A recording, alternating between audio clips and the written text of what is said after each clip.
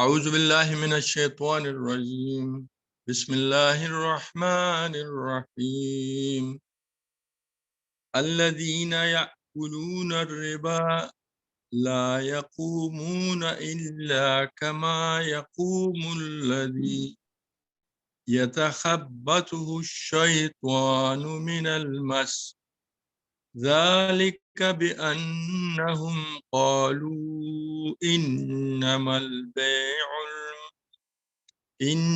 البيع مثل الربا وأحل الله البيع وحرم الربا فمن جاءه موعظة من ربه فانتهى فله ما سلف وأمره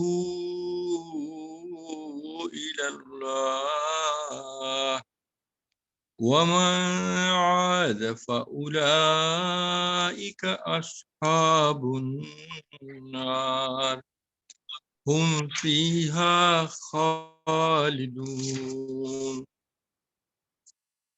جو لوگ سود کھاتے ہیں ان کا حال اس شخص کا سا ہو جسے شیطان نے چھو کر باولا کر دیا ہو، اور اس حالت میں ان کے مبتلا ہونے کی وجہ یہ ہے کہ وہ کہتے ہیں تجارت بھی تو آخر سود ہی جیسی چیز ہے، حالانکہ اللہ تعالیٰ نے تجارت کو حلال کیا ہے اور سود کو حرام۔ لہذا جس شخص کو اس کے رب کی طرف سے یہ نصیحت پہنچے اور آئندہ کے لیے وہ سود خواری سے باز آ جائے تو جو کچھ وہ پہلے کھا چکا سو کھا چکا، اس کا معاملہ اللہ کے حوالے، اور جو اس حکم کے بعد پھر اسی حرکت کا اعادہ کرے وہ جہنم ہی ہے جہاں وہ ہمیشہ رہے گا۔ صدق اللہ العظیم۔ میں نے آپ کے سامنے سورہ البقرہ کی یہ آیت 275 کی تلاوت اور ترجمہ پیش کیا۔ اللہ تعالیٰ اس پہ ہمیں عمل کرنے کی توفیق دے، اور یہ آیات بھی سود ہی کے بارے میں تھی۔ ہمارے پچھلے گروپ ڈسکشن میں اب ہم نیکسٹ چیپٹر پہ پہنچ گئے ہیں۔ سود کا جو ایجابی پہلو ہے، اس سے پہلے چیپٹر کا کچھ حصہ رہتا تھا حرمت سود کے سلبی پہلو کا، وہ باقی حصہ تو عبداللہ متقی صاحب نے پیش کرنا تھا۔ وہ موجود ہے عبداللہ متقی صاحب؟ موجود ہیں جی، جی جی جی۔ تو عبداللہ متقی صاحب وہ اس کا باقی حصہ شروع کریں گے۔ عبداللہ متقی صاحب پیما کراچی کے پریزیڈنٹ ہیں، پروفیسر آف سرجری ہے، سو ان سے ریکویسٹ ہے کہ وہ آغاز کرے۔ اس کے پریزنٹیشن جو ہے، ہر پریزنٹیشن کا انشاءاللہ 10 منٹ کا ٹائم ہوگا، اور جب وہ پریزنٹیشن پورے ہو جائے تو اس کے آخر میں پھر سوالات اور جوابات کی نشست ہوگی۔ عبداللہ متقی۔ بسم اللہ الرحمن الرحیم۔ بہت شکریہ عبدالعزیز ضیاء بھائی، اللہ آپ کو خوش رکھے۔ سود کی حرمت پہ بات چل رہی تھی، اس کے سلبی پہلو جو ہے وہ اس کی بات ہمیں کرنی تھی۔ میں کوشش کروں گا کہ مختصراً صرف پوائنٹس جو ہے وہ رکھ دوں، تاکہ باقی کوئی وضاحت چاہیے ہوگی تو محترم پروفیسر ایوب صاحب اس کی وضاحت کر دیں گے، یا کوئی ساتھی جو ہے پوچھنا چاہیں تو اس سے پوچھ لیں گے۔ تو گزشتہ بحث کا خلاصہ ہمارا یہ تھا کہ سود لینے اور دینے کی تو کوئی معقول وجہ ہے ہی۔ سلبی پہلو کی جو ہے وہ اسلامی نظام معیشت اور اس کے ارکان کا جو مختصر خاکہ پچھلے جو باب میں پیش کیا گیا ہے، اس میں 4 چیزیں بنیادی اہمیت رکھتی ہیں۔ آزاد معیشت چند حدود و قیود کے اندر، نمبر 2 زکوٰۃ کی فرضیت، نمبر 3 قانون میراث، اور نمبر 4 سود کی حرمت۔ یہ جو ہے وہ اسلامی نظام معیشت اور جس کے ارکان کا پچھلا جو ہے وہ ہم نے باب میں اس کو پڑھا ہے۔ اب عجیب بات یہ ہے کہ مغربی علماء اور مفکرین نے سود جیسی غیر معقول چیز کو بدیہات اور مسلمات میں شامل کر لیا کہ نفس سود کی معقولیت گویا طے شدہ صداقت ہے اور یہ مانی ہوئی چیز ہے، تو جبکہ ایسی کوئی چیز نہیں ہے۔ باقی جو چار یہ جو چیزیں لکھی ہیں اس کو میں نے بتا دیا ہے، اس کی تفصیلات تو مولانا نے بہت اچھی بیان کر دی ہے۔ Next please. شرع سود جو ہے وہ کیا ہے، اس کے بارے میں مولانا نے بحث کی ہے کہ شرع سود کے بجا یا بیجا ہونے کا معیار کیا ہے، فطری اور معقول معیار کیا ہو، کیا شرع سود کی کوئی ریشنل بنیاد ہے۔ تو یہ ساری ایسی چیزیں ہیں جن پہ جو ہے وہ اس میں بحث کی گئی ہے۔ اس میں ہندو ادوار میں کوتلیہ کی تصریح جو ہے وہ بیان کی گئی ہے کہ وہ کوتلیہ جو ہے وہ کس طرح سے جو ہے وہ لیتے تھے۔ ان کا سود کی شرح جو ہے 15 سے 60% یا اس سے بھی زیادہ ہوتی تھی۔ ہندوستانی ریاستوں کے ساہوکار اور ایسٹ انڈیا کمپنی سے معاملات میں بھی اسی طرح کا معاملہ تھا، یعنی 48% تک وہ سود کی شرح رکھتے تھے۔ جنگ عظیم اول کے زمانے میں بھی ایسا ہی رہا، اور دوسری جنگ عظیم میں ریزرو بینک آف انڈیا جو ہے وہ 3% جو ہے وہ لیتا رہا۔ 16ویں صدی کا یورپ جو ہے وہ اسی طرح سود وصول کرتا رہا، اور 1920 تک سینٹرل بینک آف یورپ جو ہے وہ بھی انہی بے تحاشا شرح سود سے سود وصول کرتا رہا۔ اگر یہ ساری شرحیں آج کا یورپ اور امریکہ بھی سن لے تو وہ چیخ اٹھیں گے کہ یہ کس طرح کی جو ہے وہ چیزیں ان کی۔ اب شرح سود کے معقول ہونے کی واحد گنجائش انہوں نے جو بیان کی، یعنی ہمارے سود رکھنے والے حضرات نے، کہ اس سرمایہ سے حاصل ہونے والے فائدے کا مشقل یعنی واضح طور پہ متعین اور معلوم ہونا، جو کہ عملاً محال اور ناممکن، وہ اس کو بیان کرتے ہیں۔ اب مہاجنی کاروبار اور تجارتی سود خواری یعنی کارپوریٹ لینڈنگ جو ہے وہ انہوں نے اس کو معقول ہونے کی وجہ جو ہے وہ بتائی کہ شرع سود کے یہ معقول ہونے کی وجہ ہے، جس کو پھر مولانا نے پورا اس میں ڈسکس کیا ہے اس چیپٹر میں۔ Next please. مہاجنی کاروبار میں جو ہے وہ معیار کیا تھا؟ اس مہاجنی کاروبار میں معیار اور پیمانہ جو ہے وہ بیسیکلی ایکسپلائٹیشن، کہ قرض مانگنے والا کتنا غریب ہے، کتنا مجبور ہے، یا کتنا مبتلائے اذیت ہے، اس کا کوئی جو ہے وہ حساب کتاب نہیں رکھا گیا۔ تو یہ مہاجنی کاروبار کا جو ہے وہ رواج تھا۔ کارپوریٹ لینڈنگ میں دو مسالک ہیں، ایک طلب اور رسد کا قانون، کہ روپیہ لینے کے خواہش مند کم اور قرض دینے کے قابل رقم زیادہ ہو تو سود کی شرح گرنے لگتی ہے، یعنی لوگ کم لینے والے ہوں اور دینے والے زیادہ ہو جائیں سود کے تو سود کی شرح گرنے لگتی ہے۔ تو جب سرمایہ دار روپے کو اپنے فائدے کے لیے استعمال کرنا پسند کرتا ہے تو شرح سود بڑھا دیتا ہے، جب اس کی خواہش کم ہوتی ہے تو شرح سود بھی گھٹا دیتا ہے۔ یہ کارپوریٹ لینڈنگ میں دو مسالک ہیں جو اس وقت دنیا بھر میں چل رہے ہیں اور بہت عرصے سے چل رہے ہیں۔ سود کا معاشی فائدہ اور ضرورت، کہ انسانی معیشت کا انحصار سرمایہ کے اجتماع پر ہے، اور سود وہ در ہے جو لوگوں کو روپیہ بچانے پر آمادہ کرتا ہے۔ فلو آف منی کی آسان ترین صورت سودی کاروبار، یہ جو فائدہ اس کا بتاتے ہیں وہ اس کی بات کرتے ہیں۔ اور سود سرمایہ کے غیر مفید استعمال کو روکتا ہے، اور سود ہی جو ہے وہ قرض دینے کا محرک ہے۔ یہ معاشی فائدے بتاتے ہیں سود کے، اور ضرورت بتاتے ہیں سود لینے اور دینے کی۔ تو کیا سود واقعی مفید اور ضروری ہے؟ اس میں معاشی زندگی کے بارے میں غلط فہمیاں جو ہیں وہ پیدا کی گئی۔ کفایت شعاری اور زر اندوزی لازمی اور مفید ہے، حقیقت اس کے برعکس ہے. تو یہ اس طرح سے بیلنس ہو گیا. پیداوار کی کھپت بہتری اور توازن کے ساتھ ہو، یہ ہونا چاہیے تھا. تو اس وشیش سرکل کے اندر بنا دیا گیا کہ سود واقعی مفید اور ضروری ہے آپ کے لیے، کہ یہ غلط فہمیاں پیدا کر کے. اب اصل معاشی ضرورت کیا ہے؟ ان سارے اسباب اور محرکات کو دور کرنا جن کی بنیاد پر افراد اپنی آمدنیوں کو خرچ کرنے کے بجائے روک رکھنے اور جمع کرنے پر مائل ہو. یہ اصل معاشی ضرورت ہے ہماری، کہ ان سارے اسباب کو دور کر دیں. ایک طرف ایسا انتظام کرنا کہ برے وقت پر مالی مدد مل جائے، دوسری طرف زکوٰۃ اور صدقات ڈال کے لوگوں کے اندر جمع کرنے کا میلان کم ہو. یہ سود کے کنٹرری جو اسلام نے آپ کو سسٹم دیا. سودی فائدہ اور منفعت کی ہوس اخلاقی جنازہ نکال دیتی ہے.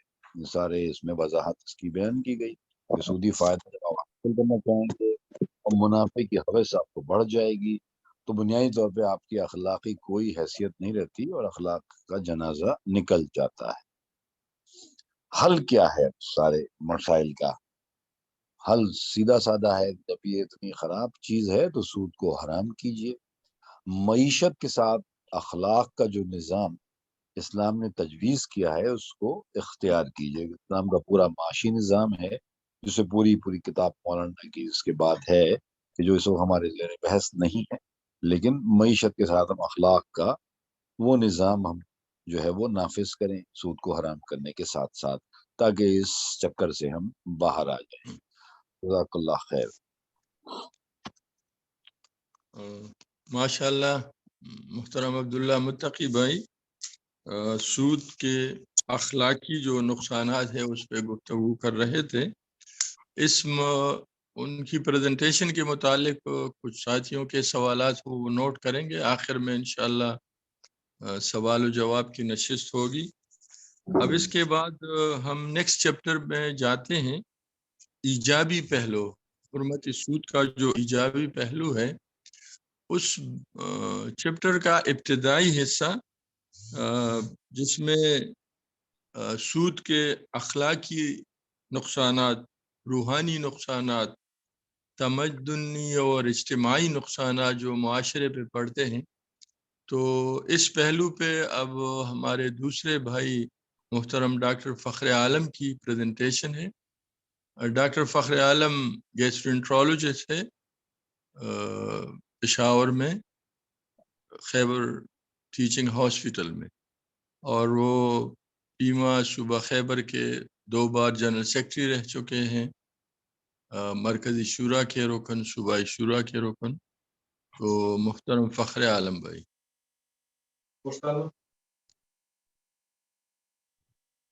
اعوذ باللہ من الشیطان الرجیم، بسم اللہ الرحمن الرحیم. رب اشرح لی صدری ویسر لی امری واحلل عقدۃ من لسانی یفقہوا قولی. آج ہم حرمت سود کے ایجابی پہلو پہ تبصرہ کریں گے. اب تک جتنا سود پہ بحث ہوا ہے اس سے یہ بات تو ثابت ہوتی ہے کہ سود نہ تو کوئی مقبول چیز ہے، نہ وہ انصاف کا تقاضا ہے، نہ کوئی معاشی ضرورت ہے کہ یہ بالکل ضروری ہو معیشت کے لیے. اگر آج ہم اس کے جو مختلف نقصانات ہیں جس کی وجہ سے سود کو حرام قرار دیا گیا ہے اسلام میں اور سود لینا جائز نہیں ہے، اور اسلام کا جو معاشی نظام ہے اس کے لیے یہ سود جو ہے وہ زہر قاتل ہے. تو ہم ان کی جو نقصانات ہیں ان پہ تفصیلی تبصرہ کریں گے. سود کا سب سے مولانا نے اس کتاب میں جو وہ کیا ہے نقصانات بیان کی ایجابی پہلو میں، وہ سود کے اخلاقی اور روحانی نقصانات ہیں. سب سے پہلے اخلاق، اگر پریزنٹیشن تھوڑا سا شیئر کیا جائے.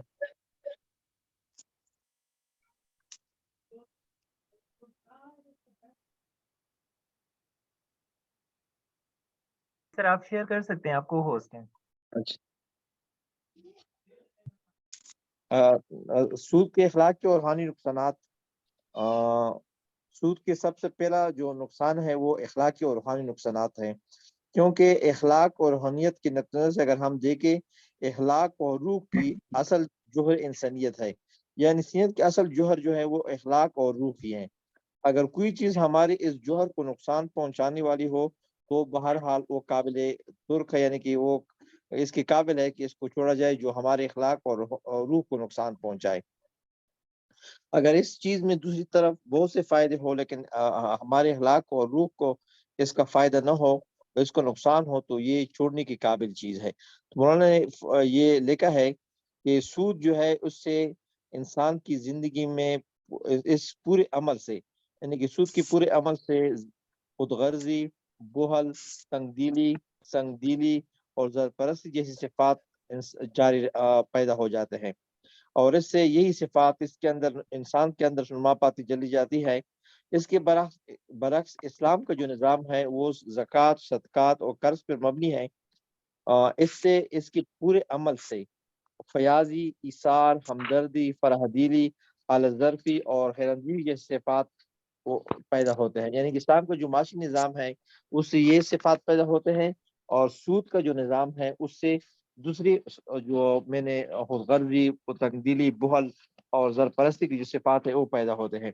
یہ پہلا والا مجموعہ ہر لحاظ سے بدترین، اور دوسرا مجموعہ جو اسلامی معاشی نظام سے پیدا ہوتا ہے وہ ہر لحاظ سے بہترین ہے۔ دوسرا نقصان جو مولانا صاحب نے اس کتاب میں لکھا ہے وہ تمدنی اور اجتماعی نقصانات ہیں، یعنی کہ کسی معاشرے میں اس کے کیا نقصانات ہیں، اور ملک کی سطح پر یا پوری دنیا کی سطح پر اس کے کیا نقصانات ہیں۔ یعنی کہ اگر معاشرے میں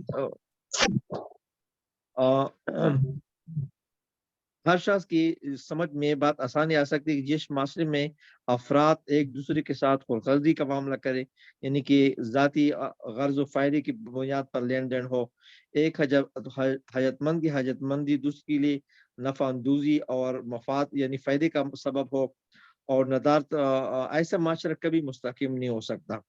اس کے اجزاء ہمیشہ یعنی کہ بکھرے رہیں گے۔ اگر دوسرے اسباب بھی صورتحال کے لیے مددگار بن جائے تو ایسے معاشرے کا باہم متصادم ہونا بھی کچھ مشکل نہیں۔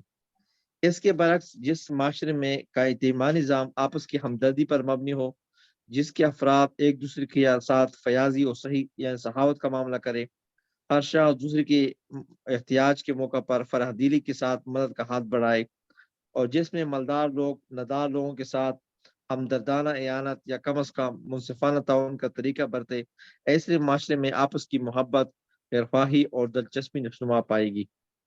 اس کے اجزاء ایک دوسرے کے ساتھ پیوستہ، یعنی کہ یہ معاشرہ آپس میں پیوستہ رہیں گے لوگ ایک دوسرے کے ساتھ، کیونکہ اس کا سارا نظام جو ہے وہ دوسروں کی خیرخواہی پر مبنی ہے، اور اس طرح اس میں باہمی تعاون خیرخواہی کی وجہ سے ترقی کی رفتار پہلی کی نسبت بہت تیز ہوگی۔ اس طرح صورتحال معاشرے کی صورتحال ملکوں کی بھی ہے۔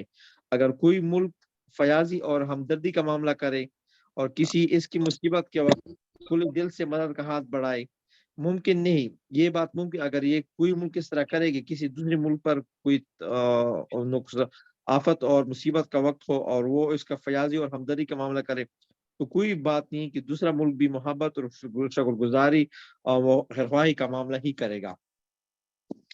اس کے برعکس وہی قوم اگر اپنی ہمسایہ قوم کے ساتھ خود غرضی، تنگ دلی کا برتاؤ کرے، اس کی مشکلات کا ناجائز فائدہ اٹھائے، تو ہو سکتا ہے کہ مال کی صورت میں، یعنی کہ ہو سکتا ہے کہ اگر وہ اس کو مال کی صورت میں تو فائدہ ہو گیا، یعنی کہ وہ سود اگر اس کی مدد کر کے اس سے سود وصول کرے، مال کی صورت میں تو سود اس کو مل جائے گا، منافع مل جائے گا، لیکن یعنی کہ وہ اس کو کبھی بھی اس ملک کے لیے، اس ملک کے باشندے اس ملک کے لیے کبھی ان کے دل میں خیرخواہی نہیں پیدا ہو سکتی۔ یہ اس کی پھر مولانا نے مثال دی ہے کہ جب پہلی جنگ عظیم میں انگلینڈ نے امریکہ سے کوئی قرض کا معاملہ طے کیا، جس کو مشہور ایگریمنٹ ہے، بریٹن ووڈ ایگریمنٹ، جس میں انگریز یعنی کہ انگلستان والے چاہتے تھے کہ وہ امریکہ کے لوگ ان کو بلا سود قرضہ دے دے، لیکن امریکہ والے اس بات پہ ضد تھے کہ یہ کوئی مفید بات نہیں ہے، ہم آپ کو بلا سود قرضہ نہیں دے سکتے۔ ویسے پورے انگریز قوم میں ابھی تک امریکہ کے خلاف نفرت کی فضا، اس وقت سے لے کر ابھی تک نفرت کی فضا ہی پیدا ہو گئی ہے۔ تو مولانا نے اس کے تمدنی اور اجتماعی نقصانات میں سود کہی کہ اگر سود کے بیس پر ہم معاملات کریں تو معاشرے کی سطح پر بھی اور ملک کی سطح پر بھی اس کے نقصانات ہیں. آپس میں ہمدردی اور خیرخواہی کا جذبہ پیدا نہیں ہو سکتا. اگر اس کے مقابلے میں ہم قرض کا معاملہ کرے، قرض حسنہ کا معاملہ کرے، زکوٰۃ و صدقات کا معاملہ کرے، تو معاشرے میں بھی خیرخواہی ہوگی اور ممالک کا آپس میں لین دین بھی خیرخواہی اور خیرخواہی کا معاملہ ہوگا آپس میں. اس کے بعد مولانا صاحب نے معاشی نقصانات کا ذکر کیا ہے کہ سود کے معاشی نقصانات کیا ہے. پھر اس باب میں مولانا صاحب نے قرضوں کے مختلف اقسام بیان کی ہے. یعنی کہ مختلف قسم کے قرضے جو لوگ ایک دوسرے سے لیتے ہیں. ایک قرض وہ ہے جو حاجت مند لوگ اپنی ذاتی ضرورت کے لیے لیتے ہیں، یعنی کہ اس قسم کے قرضوں میں لوگ سود لیتے ہیں. دوسری قسم کے قرض جس میں سود لیا جاتا ہے وہ تاجر اور یہ صنعت کار لوگ یا زمیندار لوگ اپنے نفعاور کاموں میں استعمال کرنے کے لیے لیتے ہیں. تیسری قسم کے قرض وہ ہیں جو حکومت اپنے رعایا سے اپنے لوگوں سے لیتی ہے اور ان کی نوعیتی بھی مختلف ہوتی ہے. مثلا ان میں بعض قرض غیر نفعور مقاصد کے لیے ہوتی ہے اور بعض نفعور مقاصد کے لیے ہوتی ہے. اور چوتھی قسم ان قرضوں کی ہے جو حکومتیں اپنی ضروریات کی خاطر غیر ممالک کے بازار زر سے لیتی ہے. ابھی ان چاروں قسم کے جو قرضے ہیں ان کا الگ الگ جائزہ لیا جائے گا کہ اس میں کس طرح سود نقصان دہ عمل ہے اور معاشی نظام کو کس طرح نقصان پہنچاتا ہے. اہل حاجت کے قرض یعنی کہ پہلے قسم کے جو قرضے جو لوگ آپس میں ایک دوسرے سے لیتے ہیں، یعنی کہ اس کو منی لینڈنگ بزنس کہا جاتا ہے یا مہاجنی کاروبار.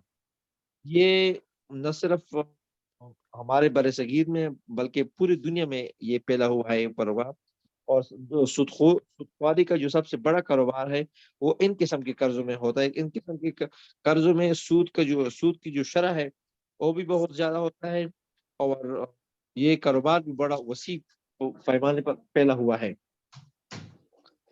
تو اس میں مولانا نے دیکھا ہے کہ یہ اور حکومتوں نے بھی اس کو جائز قرار دیا ہے اور یعنی کہ اس کا کوئی خیال نہیں رکھتا کہ کون کس شرح سے سود لیا جاتا ہے. کوئی مناسب شرح بھی نہیں ہے، بس جس کے دل میں جو بھی آئے وہ اس نسبت سے اس پہ اپنے نسبت سے شرح لگاتے ہیں.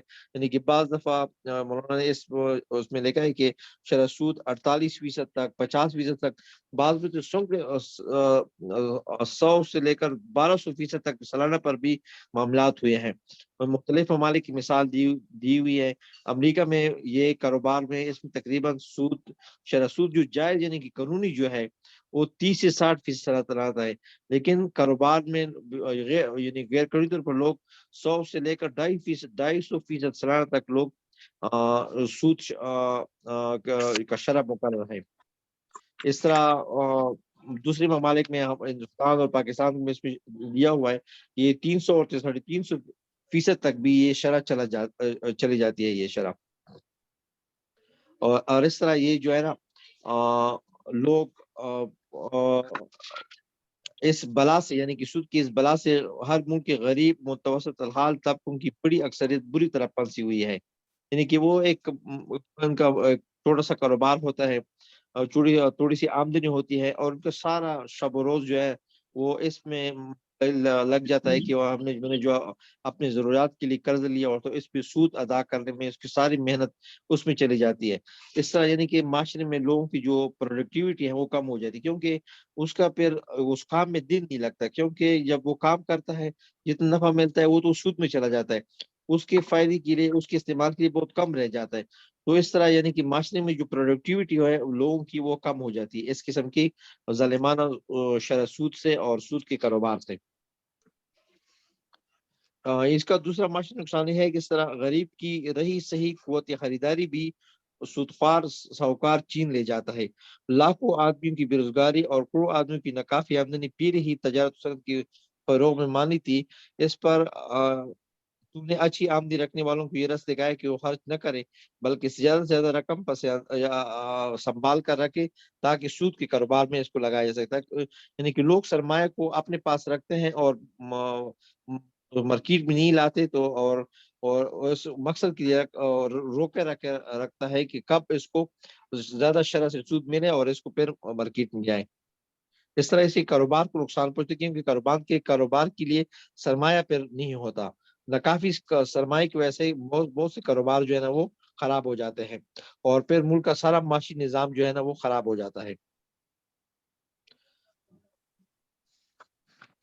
اور دوسرا جو قرضہ ہے وہ کاروباری قرض ہے، یعنی کہ جو لوگ کاروبار کے لیے مختلف قسم کے قرض لیتے ہیں، یعنی کہ جو قرض تجارت، صنعت اور دوسری کاروباری اغراض کے لیے لیا جاتا ہے، اس پر سود کو جائز قرار دینے کی معاشی نقصانات کیا ہے، یعنی کہ یہ صنعت، تجارت، زراعت اور دوسرے تمام معاشی کاموں کی بہتری چاہتی ہے کہ جتنے لوگ بھی کسی کاروبار کے چلانے میں کسی طور پر حصہ لے رہے ہو، یعنی کہ ایک کاروبار ہے اور اس میں جتنے بھی لوگ حصہ لے رہے ہیں، ہاں وہ مزدور ہے، ہاں وہ مالک ہے، ہاں وہ کس مقصد کے لیے کام، تو اس سب کا مقصد اگر یہ ہو کہ وہ کاروبار پلے پھولے، کاروبار میں اضافہ ہو، تو کاروبار میں اضافہ ہوتا ہے۔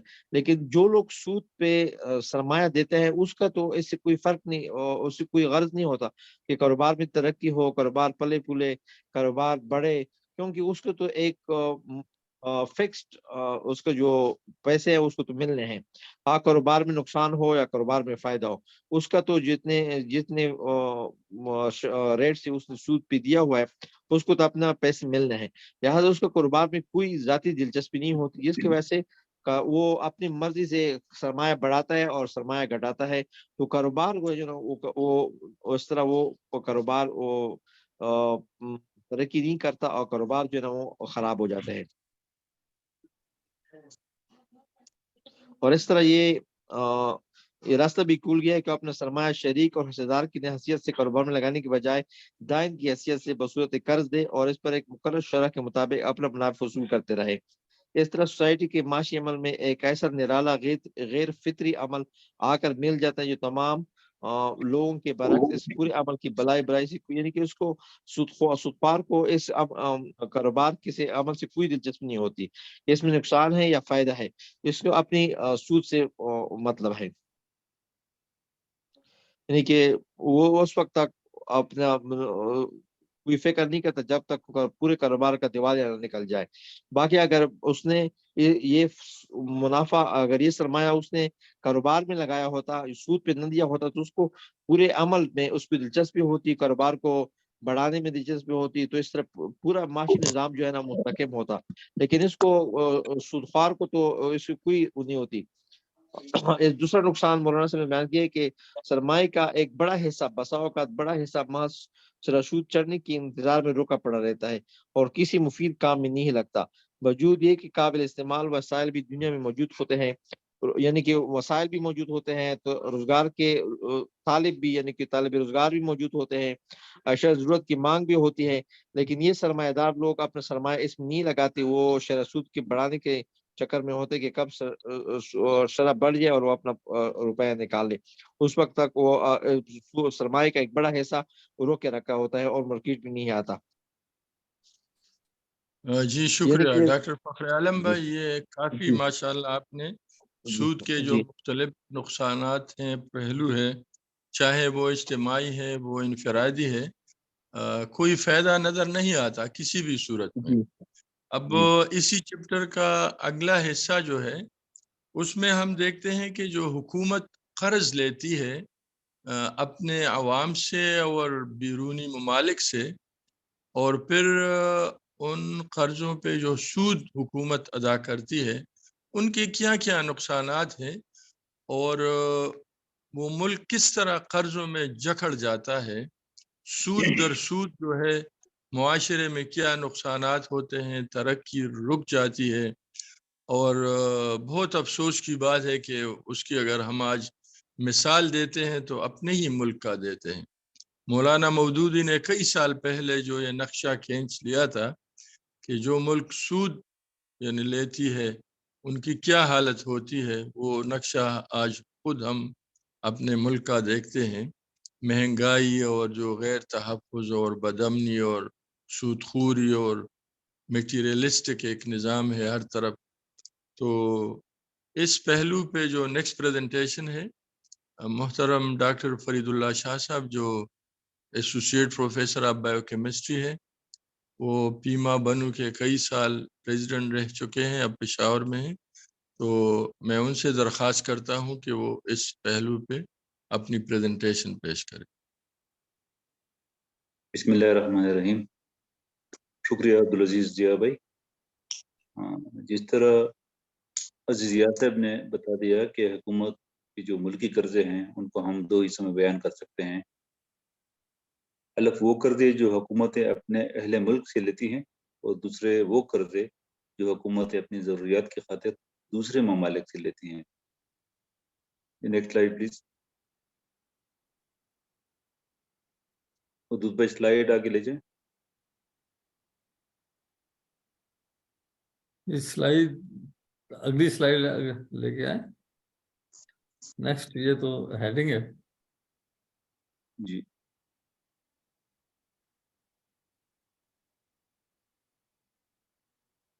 نیکسٹ سلائیڈ شیئر کر لیں.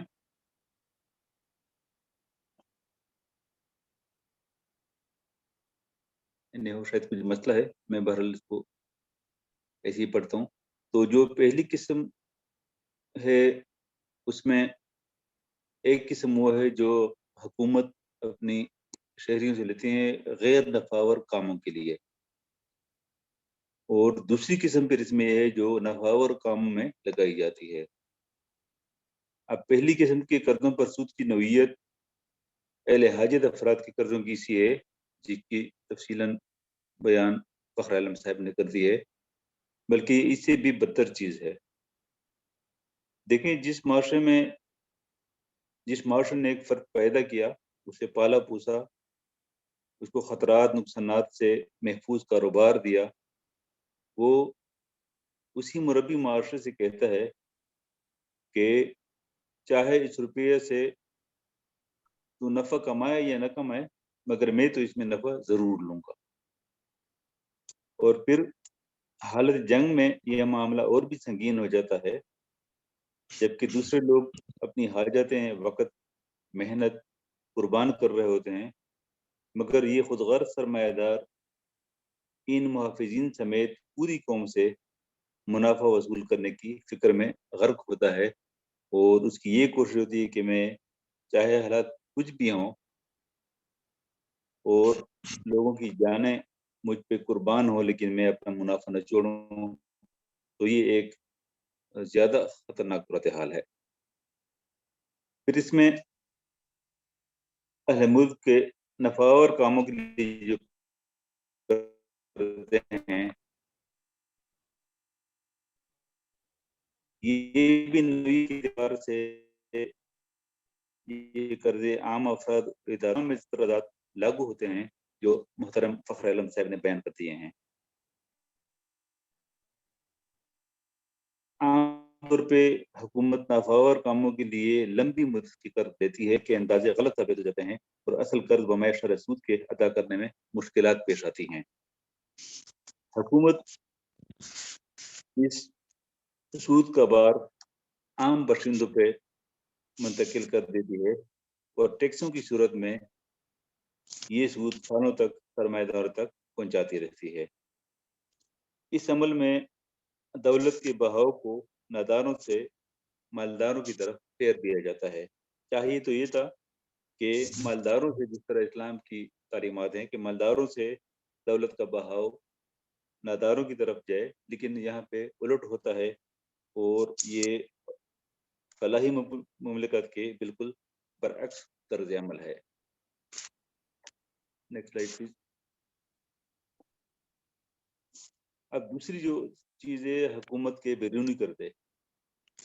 یہ قرضے بالعموم اربوں خربوں کی مقدار میں لیے جاتے ہیں، اور ان پر شرح سود 4 تا 10% مقرر ہوتا ہے. پھر اس میں یہ ہے کہ ضمانت کے طور پر کسی منافع بخش آمدنی والی چیز کو رہن رکھ دیا جاتا ہے، اور ان قرضوں کا صرف سود جو ہے وہ کروڑوں اور اربوں میں بنتا ہے. اس نوعیت کی سودی قرضے میں وہ تمام خرابیاں اور نقصانات شامل ہیں جن کا ذکر اب تک کیا گیا ہے، لیکن اس کے ساتھ ساتھ ایک بڑی خوفناک خرابی یہ ہے کہ اسے پوری قومیں مالی حیثیت سے تباہ و برباد ہو جاتی ہیں، اور اس کا برا اثر ساری زندگی کی، ساری دنیا کی معاشری حالت پر پڑتا ہے، اور قوموں میں عداوت، دشمنی وغیرہ پیدا ہو جاتی ہے.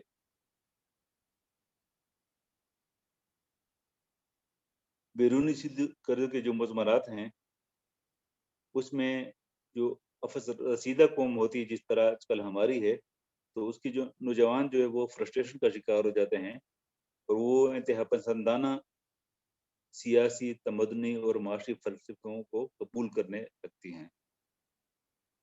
پھر قوم کے وسائل کا بڑا حصہ سود اور اصل قرض کی اقساط میں صرف ہو جاتا ہے۔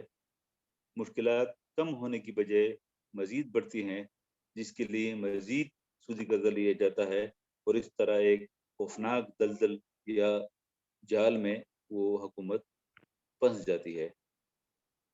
پھر اس کا دوسرا پہلو یہ ہے کہ حکومت قرض کی اقساط اور سود کے لیے عوام پر بے تحاشا ٹیکس لگاتی ہے اور عوام بے چینی اور مفلوک الحالی کا شکار ہوتی ہے۔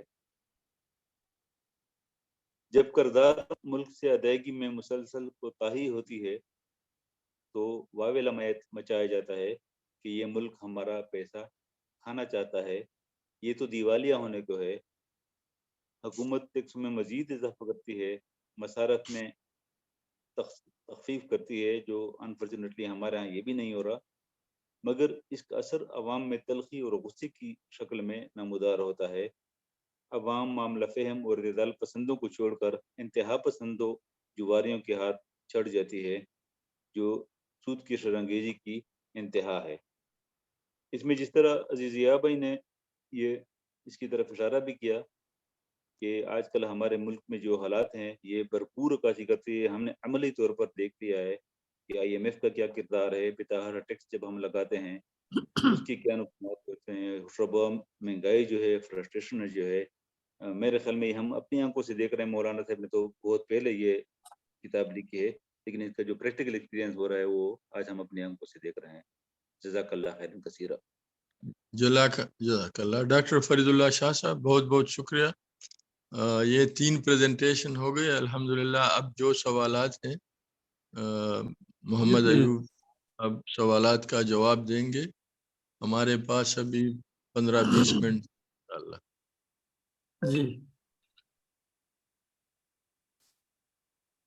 جی فرمائیے۔ اجازت ایک سوال اورنگزیب صاحب، ڈاکٹر اورنگزیب صاحب، جی پلیز۔ اگر آپ اجازت دیں تو یہ جو ایجابی پہلو ہے نا، اس کا جو آخری باب ہے وہ حکومتوں کے بیرونی قرضے، تو میں اس کا ایک صرف چھوٹا سا ایک پیراگراف جو ہے نا وہ پڑھ کے سنانا چاہتا ہوں تاکہ اندازہ کریں۔ ایسا لگتا ہے کہ جس طرح آج کے حالات کی نا پوری تصویر کشی اس کے اندر ہو رہی ہے، تو صرف میں 1-2 منٹ لوں گا، میں آپ کو پڑھ کے سناتا ہوں۔ وہ نا کہ حکومت کے بیرونی قرضے جس کے اندر ہم اس کا شکار ہوئے ہیں۔ مولانا کہتے ہیں کہ جب قرضدار ملک کی طرف سے ادائیگی مسلسل کوتاہی صادر ہونے لگتی ہے تو بیرونی قرض خواہ اس پر الزام لگانا شروع کر دیتے ہیں کہ یہ بے ایمان ملک ہے، ہمارا روپیہ کھانا چاہتا ہے۔ اور اس وقت پاکستان کی پکچر یہی ہے، ان کے اشاروں پر ان کے قومی اخبارات اس غریب ملک پر چوٹیں کرنے لگتے ہیں، پھر ان کی حکومت بیچ میں دخل انداز ہوتی ہے اور اپنے سرمایہ داروں کے حق میں اس پر صرف سیاسی دباؤ ہی ڈالنے پر اکتفا نہیں کرتی بلکہ اس کی مشکلات کا ناجائز فائدہ بھی اٹھانا چاہتی ہے۔ قرض دار ملک کی حکومت اس پھندے سے نکلنے کی کوشش کرتی ہے کہ ٹیکسوں میں مزید اضافہ اور مصارف میں مزید تخفیف کر کے کسی طرح جلدی سے چھٹکارا پائے، مگر اس کا اثر باشندگان ملک پر یہ پڑتا ہے کہ فہم اور روز افزوں مالی بار اور معاشی تکلیفیں اٹھاتے اٹھاتے مزاج میں تلخی آ جاتی ہے۔ بیرونی قرض خواہ کی چوٹوں اور سیاسی دباؤ پر اور زیادہ وہ چڑھ جاتے ہیں، اپنے ملک کے اعتدال پسند مدبروں پر ان کا غصہ بھڑک اٹھتا ہے، معاملہ فہم لوگوں کو چھوڑ کر وہ انتہا پسند جواریوں کے پیچھے چل پڑتے ہیں اور یہاں پہنچ کر سود کی شرنگیزی و فتنہ پردازی اپنی انتہا کو پہنچ جاتی ہے۔ اور کیا اس پر بھی کوئی صاحب عقل و ہوش آدمی یہ ماننے میں تعامل کر سکتا ہے کہ سود ایک ایسی برائی ہے جسے قطعی حرام ہونا چاہیے؟ کیا اس کے یہ نقصانات اور نتائج دیکھ لینے کے بعد کسی کو محمد صلی اللہ علیہ وسلم کے اس ارشاد میں شک ہو سکتا ہے کہ الربا 70 جزءین یسرھا ان ینکح الرجل امہ، سود اتنا بڑا گناہ ہے کہ اس کو اگر 70 اجزاء میں تقسیم کیا جائے تو اس کا ایک حلقے سے ہلکا جز اس گناہ کے برابر ہوگا کہ ایک آدمی اپنی ماں کے ساتھ زنا کرے۔ ابن ماجہ بحیقی۔ جزاک اللہ۔ جی جی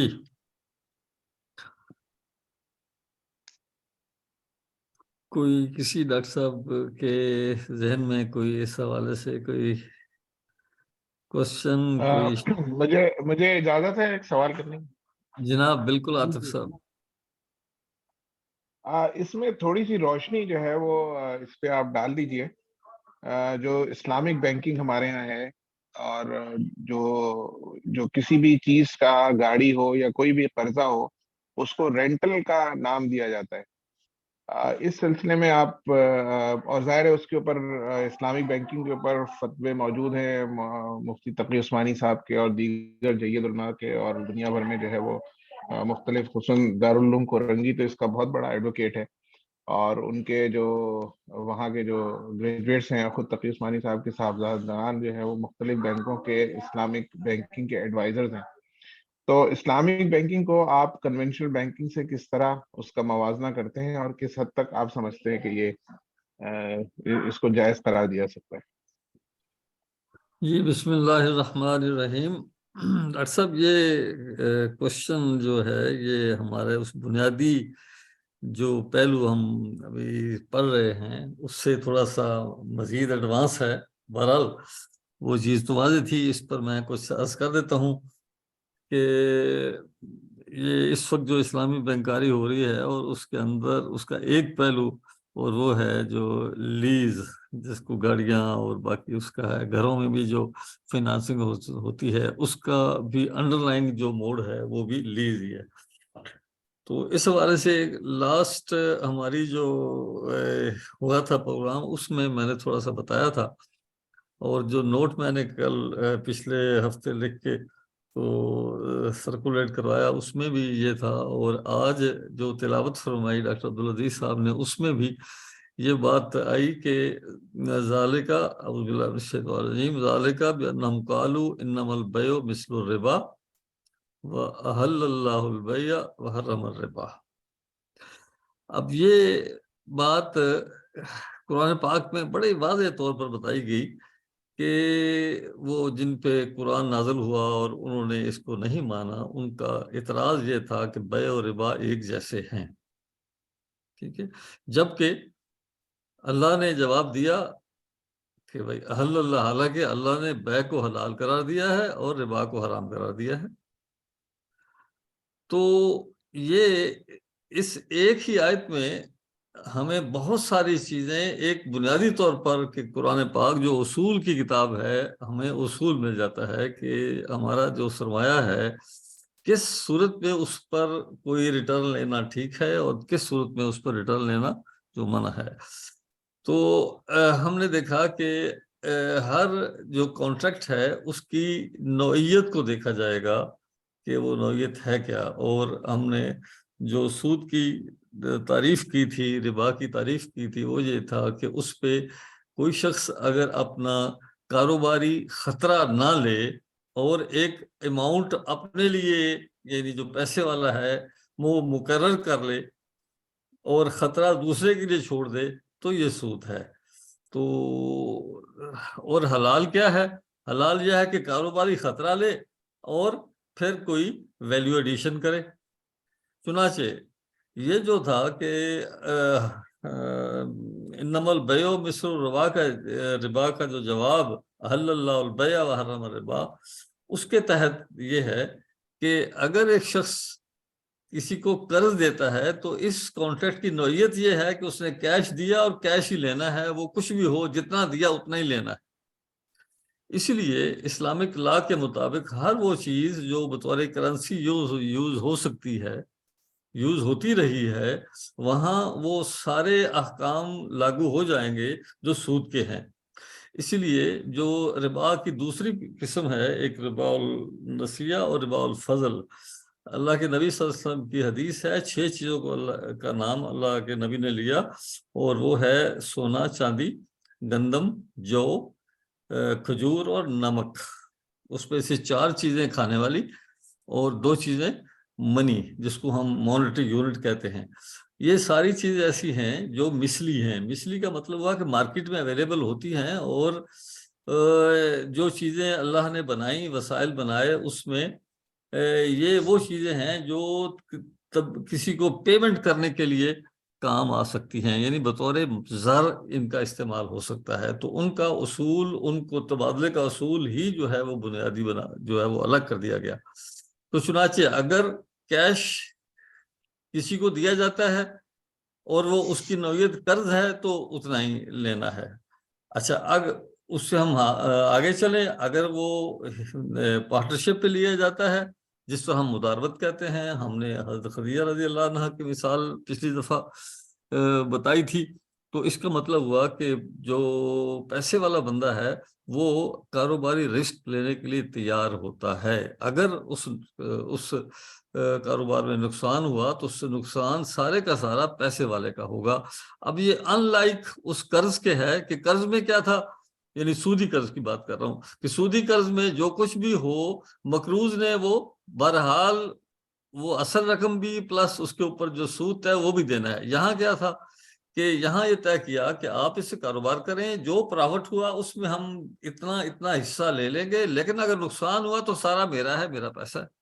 آپ دیکھیں یہ کتنا فرق آ گیا. یہاں وہ کاروباری رسک لیا, اور ویلیو ایڈیشن میں نے یہ کی کہ میں اس شخص کو اس قابل انیبل کر رہا ہوں, اس قابل کر رہا ہوں کہ وہ کاروبار کرے اور اپنے بچوں کی روٹی کمائے. اب اس سے تھوڑا ہم آگے بڑھتے ہیں, کہتے ہیں کہ چلے مشارکہ ہم نہیں کرتے, ہم ایک سیل یا ایک لیز کا کام کرتے ہیں. تو سیل بھی یہ ہے کہ میں ایک چیز ادھر رضا بازار سے خریدتا ہوں اور اس پر commodity risk, market risk, price risk اور لیتا ہوں, اور ویلیو ایڈیشن بھی کرتا ہوں. تو اس کے اوپر پروفٹ لینا جائز ہے. اسی کو حل اللہ البیع کہا گیا.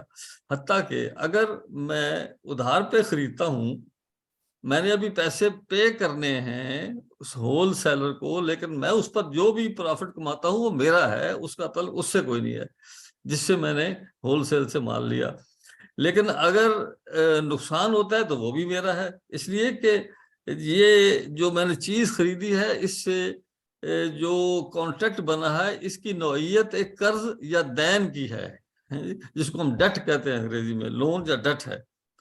اچھا, اب تیسری شکل جو بن گئی, اس میں بھی دیکھا کہ تجارت میں نے آپ کو عرض کیا کہ اس میں جو رسک بھی لیا اور ویلیو ایڈیشن بھی کی, تو اس کے اگینسٹ جو پروفٹ ہے وہ اسلامک لا اس کو جائز قرار دیتا ہے. اب تیسری چیز جو ہے وہ کاروبار میں وہ ہے جس کو ہم اجارہ عربی میں کہتے ہیں, اور لیز جس کا آپ نے ڈاکٹر صاحب نے سوال کیا.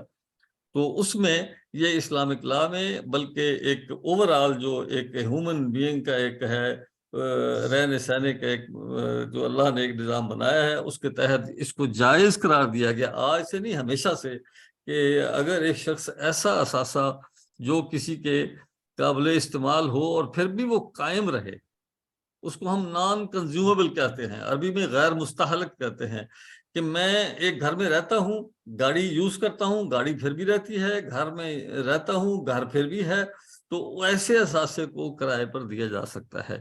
تو اس کا مطلب ہوا کہ لیز جو ہے یا اجارہ ہے وہ کرائے پہ ہو سکتا ہے. اب آپ کا سوال یہ ہے کہ بینک, جو اسلامک بینک کیا کرتے ہیں, تو اسلامک بینک اگر گاڑی خریدتے ہیں اور اس پر آگے اس کو لیز پہ دیتے ہیں, تو لیز کا اصول یہ ہے کہ جو لیسر ہے, جو کرائے پر دینے والا ہے, اس کا اونرشپ سے متعلق سارے خطرات جو ہیں وہ لیسر کے پاس رہیں گے. جیسے گھر میرا ہے, میں نے کرایہ دیا ہے, تو میں نے ویلیو ایڈیشن بھی کی ہے, تو میرا رائٹ ہے کہ میں کرائے پہ لوں, لیکن اس کا جو رسک ہے بزنس نہیں بلکہ اس کا جو اونرشپ ریلیٹڈ رسک ہے وہ میرا ہے. اگر خدا نخواستہ زلزلہ آیا, جو 2005 میں زلزلہ آیا تھا, تو وہ نقصان میرا ہے. کرایہ دار اگر بچ گیا تو اس کے کہیں اور چلا جائے گا. تو چنانچہ بینکوں کے لیے یہ ضروری ہے کہ اگر وہ گاڑی جو ہیں وہ خرید کے کرائے پر دیتے ہیں تو اس کے وہ مالک ہیں, تو اب وہ اس کا وہ کرایہ وہ لے سکتے ہیں. اب سوال یہ پیدا ہوتا ہے کہ کرایہ کتنا, کس حساب سے ہونا چاہیے. اب کرایہ کو آپ اس طرح سمجھیں کہ میں جب گھر ڈھونڈتا ہوں رہنے کے لیے, تو میں اپنی کچھ پرائرٹیز بتاتا ہوں کہ گھر ایسا ہو جہاں بجلی نہ جائے، علاقہ ایسا ہو جہاں سڑکیں ٹھیک ہوں، مارکیٹ قریب ہو، اور وہاں لا اینڈ آرڈر سچویشن ٹھیک ہو. تو یہ ساری چیزیں جو ہیں، اور اس کی اپروچ جو ٹھیک ہو تاکہ مہمان آئے تو وہ اس ساری صورتحال کو اگر میں دیکھوں تو کہوں جتنا یہ چیزیں ہوتی جائیں گی کرایہ بڑھتا جائے گا. تو اس کو اگر ہم ویلیو ٹرم میں دیکھیں تو ہم کہیں گے کہ ایک گھر کی یہ جس میں ساری صفات ہوں گی اس کی ویلیو زیادہ ہوگی، اکارڈنگلی اس کو کرایہ بھی زیادہ ہوگا. تو آپ کے کوشچن کا مطلب یہ ہے کہ اگر بینک، جو اس کا جواب یہ ہوا کہ اگر بینک واقعی یہ ایک گاڑی لے کے یا کوئی اور ایون ہوائی جہاز لے کے یا وہ کرائے پر دیتا ہے اور اس کا اونرشپ ریلیٹڈ رسک ہے وہ اس کے پاس ہوتا ہے، یعنی بینک کے پاس ہی ہوتا ہے، تو یہ جائز ہے. اور اس کو یعنی جدہ بیس، مکہ بیس، رابطہ عالم اسلامی، ہمارے ملک کے ایک ایوفی بحرین کا ایک ادارہ ہے، پوری دنیا کے جو ہیں لوگ انہوں نے اس کو جائز قرار دیا ہے. مسئلہ تب کھڑا ہوتا ہے جب وہ اس کو کوئی نہ کوئی ایسا یعنی ہیلا کر کے وہ بظاہر نام لیز کا لیتے ہیں لیکن وہ لیز ہوتی نہیں، اس میں اندر کوئی پرابلم ہوتا ہے. تو دوسرے لفظوں میں ان پرنسپل یہ ٹھیک ہے، اور اسلامک بینکس ان پاکستان یا کسی بھی دنیا کے ملک میں جو کام کر رہے ہیں لیزنگ کی حد تک جو ہے ان کا یہ کاروبار ٹھیک ہے. اس میں کچھ ایشوز ہیں لیکن وہ ٹھیک ہے. اصل پرابلم جو ہے ان کا جہاں مسئلہ ہے، میں طاہر صاحب جانتے ہیں میں جرنل کا ایک ایڈیٹر ہوں اور میں ہمیشہ خلاف اس کے لکھتا رہتا ہوں. ابھی جو آج ہی وہ شبر زیدی جو ہیں انہوں نے ایک نئی چیز اس میں ایک لگائی کہ جی وہ بینکس جو ہیں وہ صرف کرنٹ اکاؤنٹ، وہ کہتے ہیں کہ اگر ایک شخص کے پاس سیونگ اکاؤنٹ ہے اور انویسٹمنٹ اکاؤنٹ ہے تو اس کو وہ کرنٹ اکاؤنٹ کراتے ہیں. اور اسی طرح اور بھی بہت سارے مسائل ہیں. تو وہ مسائل جو ہیں وہ کچھ دوسری وجہ سے ہیں، اس کی وجہ یہ لیز یا اجارہ یہ نہیں ہے. وہ اس کو ہم ایک ہے پروڈکٹ ہے کہ تورق، ورق کہتے ہیں نا چاندی کو، تو تورق ہوتا ہے ٹو گیٹ کیش اور to invest cash by way of trading, جبکہ ٹریڈنگ میرا ویسے پروفیسر صاحب ہمارا جو نیکسٹ چیپٹر ہے وہ بینکنگ ہی پر ہے انشاءاللہ. بینکنگ جو نظام ہے نیا اور اس میں جو سود کا اور لیز کا وہ سارا اسی موضوع پہ ہوگا انشاءاللہ. اب چند منٹ رہتے ہیں تو جو موجودہ ڈسکشن تھی اس پہ کوئی سوال ساجد حنیف صاحب پوچھتے ہیں کوئی سوال. ساجد حنیف یا کوئی اور اس موضوع پہ کوئی جو اب تک جو پریزنٹیشن تھی 3 جو قرض اس میں ملکی غیر ملکی قرض اس حوالے سے، اور ہمارا جو ملک اس وقت غیر ملکی قرضوں کے اس حوالے سے اصل جو اس وقت ایشو ہمارا ہے وہ دونوں ہی بہت خطرناک ہے. ملکی قرضے اگرچہ ہمارے اپنے لوگوں سے ہوتے ہیں بظاہر، لیکن ملکی قرضے کوئی جو رفتار بڑھنے کے وہ بہت زیادہ ہے. ریٹ آپ کو پتا ہے کہ 2-3 دن پہلے اسٹیٹ بینک نے جو اپنا بنیادی ریٹ جس کو ہم بیس ریٹ کہتے ہیں بڑھا کے 16% کر دیا، اور اس پر ایک نیم چڑھا، ایک ہوتا ہے کریلا اور نیم چڑھا. وہ یہ ہے کہ جو ترمیم کی گئی اسٹیٹ بینک کی اٹانومی کے ایکٹ میں 2021 میں وہ بہت خطرناک ہے. اس کے تحت اسٹیٹ بینک کو منع کر دیا گیا کہ وہ گورنمنٹ کو لینڈنگ نہیں کرے گا. تو بھائی کیا ہوگا پھر اگر مارکیٹ میں پیسہ نہیں ہے اور اسٹیٹ بینک کو اور گورنمنٹ کو پیسہ چاہیے تو پھر کیا ہوگا؟ تو وہ جو امینڈمنٹ ہوئی اس میں لکھا ہے کہ اسٹیٹ بینک پہلے ان بینکوں کو دے گا اور بینک آگے گورنمنٹ کو دیں گے، اور بینک جو ہے وہ سارے پرائیویٹ ہیں. تو مطلب ہے کہ عجیب صورتحال. تو یہ ہے لوکل قرضے کا، اور ریٹ اس پر کتنا ہے اس وقت؟ جو بیس ریٹ 16 ہے، اور کائبر جس کو ہم کہتے ہیں Karachi inter bank offer rate, یہ سارے بینکوں کا یہ انٹر ریٹ ہوتا ہے، انٹر بینک ریٹ. تو وہ اس وقت تقریباً 16.50 کے قریب ہے. اتنے ہائی ریٹ پہ ایون جو 3 منتھ ٹی بل کے اگینسٹ گورنمنٹ آف پاکستان جو قرضے لے رہی ہے وہ اتنا ہائی ریٹ ہے. تو اتنے ریٹ کے ساتھ آپ سب جانتے ہیں کہ کوئی شخص بھی اپنا کاروبار کیا کچھ بھی نہیں کر سکتا. تو اس وقت ہمارا سب سے بڑا مسئلہ عوام کا جو بیچاری ٹیکس دے دے کے تھک گئی ہے، اور ٹیکس بھی وہ ہیں جو انڈائریکٹ ہیں، وہ مطلب پیٹرول لیوی کی صورت میں اور باقی. تو مطلب جیسے کہ کتاب میں بتایا کہ جو فورن لون ہیں وہ تو ہمارے ہاں تو ایون جو ڈومیسٹک لوکل ہیں وہ بھی ہمارے سر پہ چڑھے ہوئے ہیں. تو فورن تو ہیں ہی ہے. فورن کا تو مطلب یہ ہے کہ ہماری ایون جو اپنی سالمیت، اب ہمارا سب کچھ ان کے ہاتھ میں ہے. آپ دیکھیں کس طریقے سے وہ ایک معاہدہ انہوں نے کر لیا ہے. اب اس معاہدے میں ایک پرابلم اور یہ ہوا کہ دنیا کے سارے جو اس وقت ڈونر اس کو کہتے ہیں، یا وہ جو پیرس کلب کے نام سے ایک ہے، جو OECD کنٹری 20 ہیں، 20 کنٹری ہیں، تو وہ دنیا کے جو غریب ملکوں کو قرضے دیتے ہیں وہ ہیں یہ پھر ورلڈ بینک اور IMF یا پھر انڈیویجول. ان سب نے ایک ہی چیز طے کی ہوئی ہے پچھلے 5 سال سے کہ جب بھی قرض دینا ہے کسی کو تو بجائے اس کے کہ ہر قرض دینے والا اس مقروض ملک کی معیشت کو دیکھے، یہ سب آپ چھوڑ دیں IMF پر. اگر ایک ملک کو IMF جو ہے وہ کلیئر کر رہا ہے کہ ہاں جی آپ اس کو قرضہ دے سکتے ہیں، تو پھر ہم سارے اس کو دیں گے. اور اگر IMF کے بارے میں شاید ڈاکٹر ساجد حنیف کوئی سوال پوچھنا چاہتے ہیں، ہاتھ اس نے اٹھایا ہے. جی بتائیے. ڈاکٹر ساجد حنیف، اس نے ہاتھ اٹھایا ہے لیکن اس کا مائک میرے خیال میں اس نے بند کیا ہے. نہیں جی کوئی سوال نہیں ہے جی. سردی بھی زیادہ ہوگی کیا؟ اچھا جی تو میرے خیال میں ٹائم بھی پھر پورا ہو گیا. جی ٹائم پورا ہو گیا. کمپلیٹ ہو جائے نا. تو بتائیے.